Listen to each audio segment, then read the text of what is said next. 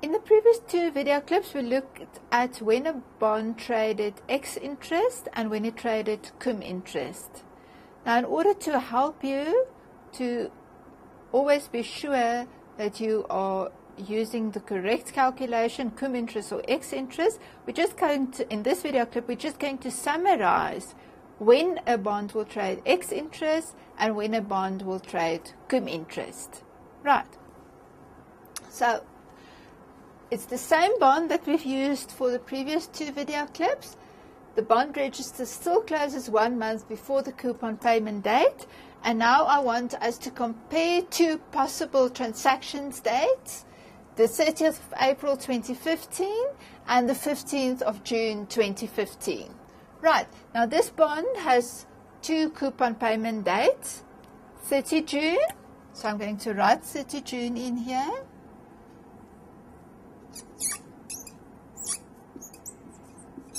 (2015). So the coupon payment date, the previous coupon payment date to this date would be 31st of December 2014, and the next coupon payment date after this will be 31st of December 2015. Right. The register closing dates are 1 month before the coupon payment date. So on 30 May 2015, there will be a register closing date. 30 June is a coupon payment date. And also on 30 November 2015, there will be another register closing date for this coupon payment, and the coupon payment date 31st of December. Right, so let's look at the transaction on the 30th of April. If a transaction takes place on the 30th of April, that will fall before the register closing date, 30 May. So it's going to be somewhere here, 30 April 2015. Right. Let's say that this bond is sold by person C is the seller, to person D is the buyer. Right.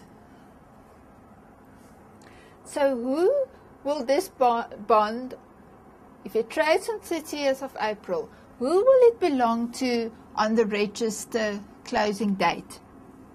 So bond trades on 30 April.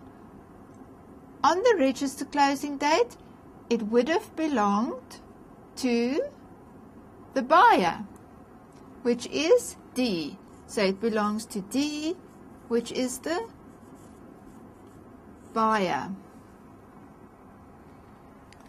Who will therefore receive the full coupon on 30 June? It will be received by D, who is the buyer. So therefore, who should be refunded? C, the seller, should be refunded. And for what period should the seller be refunded? The seller should be refunded for this period from the previous coupon payment date until the 30th of April. So this is the period for which you are going to calculate accrued interest. From 31st of December until 30th of April. So from the previous coupon payment date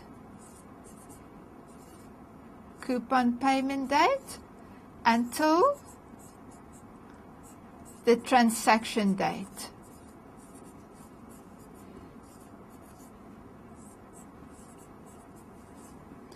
And how will you do that?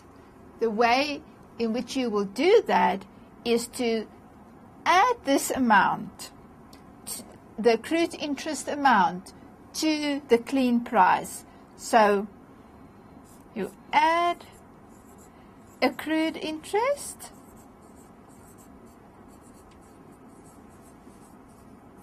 that will be owed to the seller to the clean price. And therefore we say this bond trades cum interest. You must remember that on the coupon payment date, D, who's the buyer, will receive the full coupon. So he's going to receive the full coupon for this period. But it's not fair, this amount he actually owes to the seller C, and therefore you increase the amount that he has to pay, you add the accrued interest, the bond trade cum interest. Right, now let's look at the other date. Let's say it's the same persons. They say this, we're imagining that this transaction did not take place. So it's the same person, C is the seller, D is the buyer, and now the transaction takes place on the 15th of June 2015. Now the 15th of June is going to fall somewhere here. Do you agree with that? 15 June 2015 is going to be after the register closing date, but before the next coupon payment date. So on 15 June, who will the bond belong to on the register closing date? The transaction takes place on 15 June. The register closing date was the 30th of May. So it actually belongs to C, the seller, still on the register closing date. The transaction has not taken place yet. So therefore, who will receive the full coupon on the coupon payment date? C, which is the seller, will receive the full coupon on 30 June. But is this fair? No, it's not fair, because from 15 June until 30 June, it actually belonged to the buyer. So accrued interest should be calculated for this short period. And that amount of accrued interest should actually belong to D, who is the buyer in this transaction. And the amount we've said should be calculated from the transaction date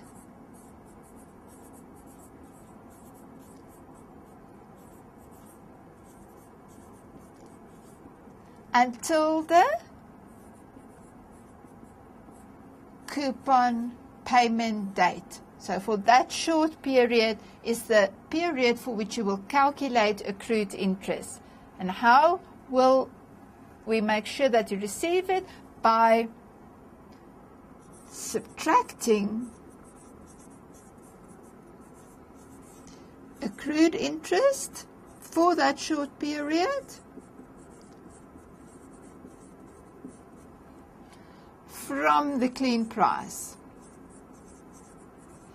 Therefore, this bond will trade X interest. We take away the interest for that short period that actually accrues to the buyer, and he pays less by that amount because the seller is going to receive interest for the full period.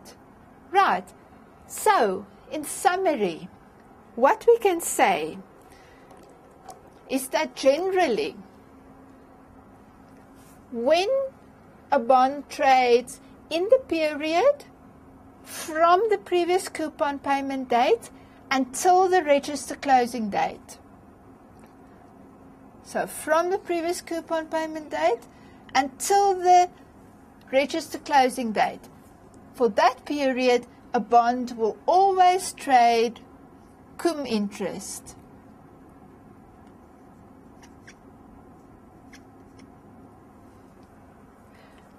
And for this short period, from the register closing date until the coupon payment date, it will always trade X interest. And the same for the next interest period. From the previous coupon payment date, which is now 30 June, until the next register closing date, it will trade cum interest. And in that short period, from the register closing date until the next coupon payment date, it will trade X interest. So you have to make sure you understand when a bond will trade cum interest and when it will trade X interest. And you have to make sure that you know for which period you should calculate accrued interest.